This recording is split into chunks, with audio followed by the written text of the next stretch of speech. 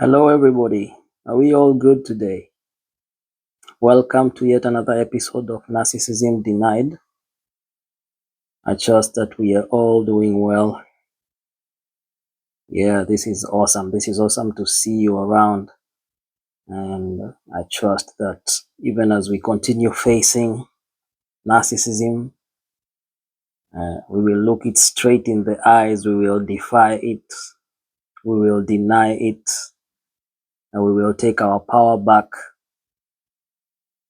and continue on that journey of fruition, that beautiful fruition that we were always meant to have in the world. So I pray for you and I believe in you. And I trust that as you continue listening to this podcast,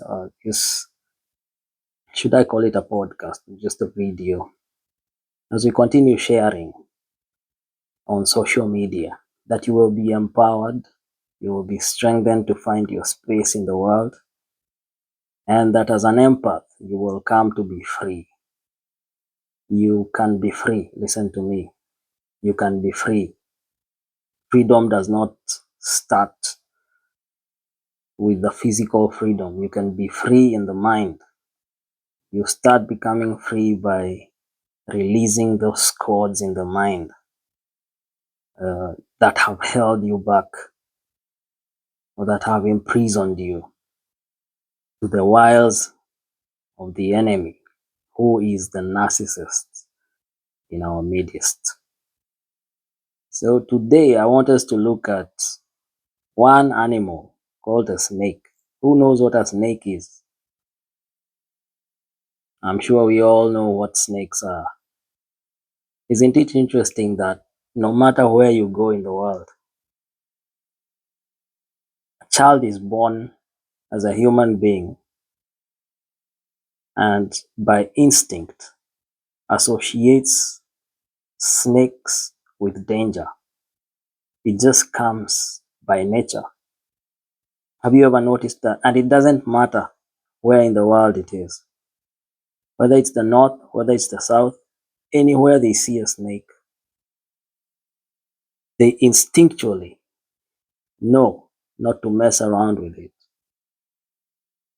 And what's interesting is that the analogy of a narcissist as a snake has been received and accepted by both religious and irreligious people. For example, right now I'm reading this book called Snakes in Suits by Robert De Hare and Paul Babiak. And they describe the narcissist in the workplace. And they do such a good job. I think I'll do a review on that later.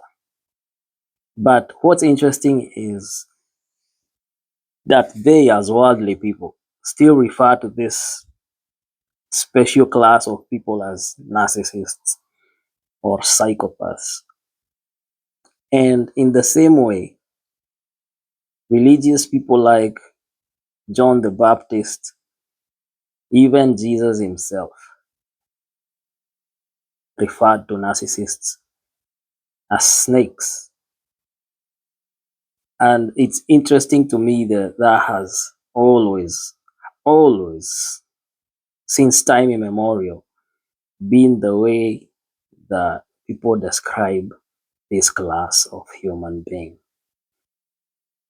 It's a very serious title to give to someone when you call them a snake, especially when you don't mean it as an insult, but when you mean it as a description. It becomes quite a serious issue because you are associating mortality with them. You are connecting with them possibility for mortal danger. And this is exactly how we must view narcissists. That's why I am making this video today. In fact, because tomorrow people are going to church. Today is Saturday. On Sunday, I want you to know, Christians, when you go to church, I want you to know that the church harbors the most narcissists and the most potent narcissist of them all. And I can prove it. If you look at the names that I just mentioned earlier, like John the Baptist, Jesus Christ, those were people who referred to the religious folk as snakes. Many times, you brood of vipers, who has taught you to escape from the wrath that is to come, you snakes.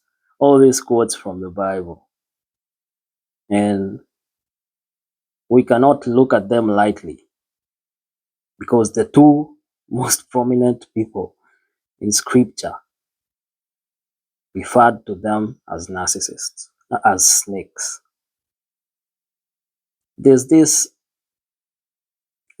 greater narc that I know who whose defense anytime you're about to sensitize people to narcissism is that you should not label people in church. That you should not give people titles in church. You're here to help them. You're not here to label them. Of course, it's very convenient for him to say so because he is the narcissist in question, actually. So he will use that to defend himself, uh, to prevent you from mounting an attack against his wiles and his evil. But it's a fallacy because he goes around telling people at church, oh, you should, that guy, instead of helping people, he is labeling people. No, no, no, no, no. We're helping people. It's you we are labeling. It's not people we are labeling. It's you we are labeling. So people need to understand the difference. And it's not as an insult. It's an actual description uh, that is consistent, both within the experts of the world and within the experts of religion. For example, John the Baptist.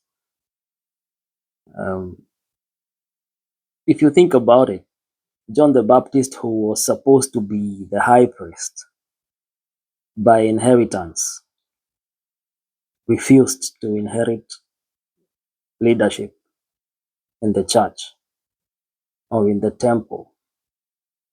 He refused it. He was Zachariah's son, and you know the position of the high priest in Israel was hereditary. You're born into it. You don't just become a high priest. You have to be born into it. You have to be the son of a high priest for you to become the high priest.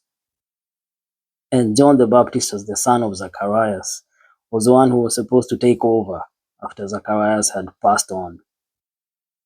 But John the Baptist refused it. And he did not give explanations, actually. He just rejected the whole system and went to preach out in the desert. He took down his robes and he skinned an animal and wore leather. He stopped the slaughtering of the lambs and the pigeons and the cattle, and he fed on honey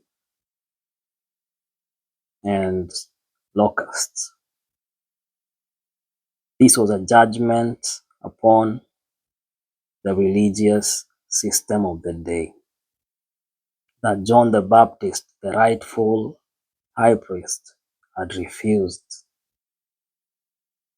to inherit that position because of you. You understand what I'm saying? And John the Baptist went out in the desert to do his thing. He knew these people would not be able to accept Christ. He knew Christ would have no room.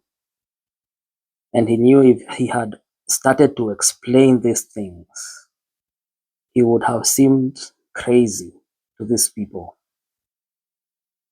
So without explanation, he just went. But time vindicated him because when Christ came, they crucified him. And Christ also, throughout his ministry, was always referring to them as snakes. You brood of vipers. You snakes, who has taught you to escape the wrath that is to come?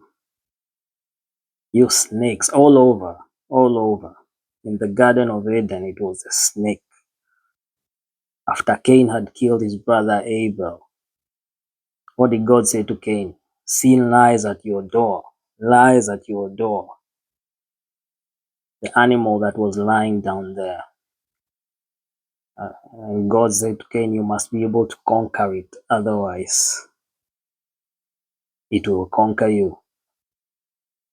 So I'm just belaboring the point about the same characteristics of a snake being attached to this special class of human being called a narc or a narcissist, and how in the world we have today become desensitized. Have you noticed how globally, on an instinctual state, you are born knowing that a snake is dangerous? And just like John the Baptist escaped from the snakes and ran away, that is what I want to advise you to do. You must be able to see these people for who they are, accept that they are dangerous, believe your instincts, and take off. Do not wait until they have crucified you before you're able to accept reality as it is.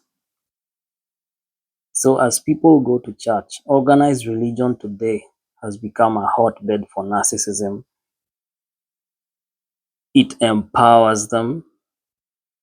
Anything that has a sort of a structure is something that narcissists really love because they can play a system really well, especially where there are vulnerabilities like a spiritual organization.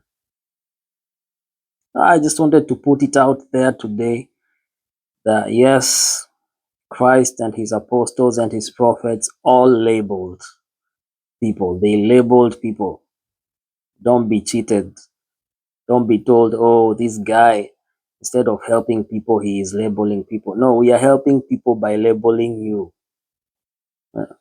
When Paul says you are wolves, when Jesus says you are a brood of vipers, when John the Baptist says you are snakes, it is you, the religious leaders. It is you who take advantage of the vulnerable, the weak, those who are seeking to know, and you destroy anyone or anything that comes in the way of you being able to take advantage of either their ignorance or their evil also. Now, this is a warning to all those who will be going to church tomorrow. I want you to know, not everyone there is a son of God. Not everyone in church is a son of God. The devil is alive and well in churches. And churches have become the most effective spots for narcissism in the world. They are actually worse than the professional field. And the professional field is full to the brim with them. So you can imagine what I'm saying when I say, watch out for the church. This is not to say that I am against the church. No, this is a defense for the church. It's not a slander or a slight against it, because it is not the church I am against. It's the snakes in the church that I am against, who come in wolves' clothing, but inwardly they are ravenous wolves. They come as silent, slithering creatures, and they bite those who are unaware, and they inject their deadly venom into them using lies, manipulation, and all these kinds of issues. So I just want you to watch out when you go to church. Paul, John the Baptist, Christ, and experts like Robert De Hare, and the global instinct on a universal scale, where a snake is received by fear, suspicion, by a lot of mitigation and mitigating circumstances. That is how we must receive snakes. When you see a snake, believe that it is a snake. Do not start imagining that it is a lizard. Do not start imagining that it's a newt. Uh, accept it for what it is. All right? Have a good one.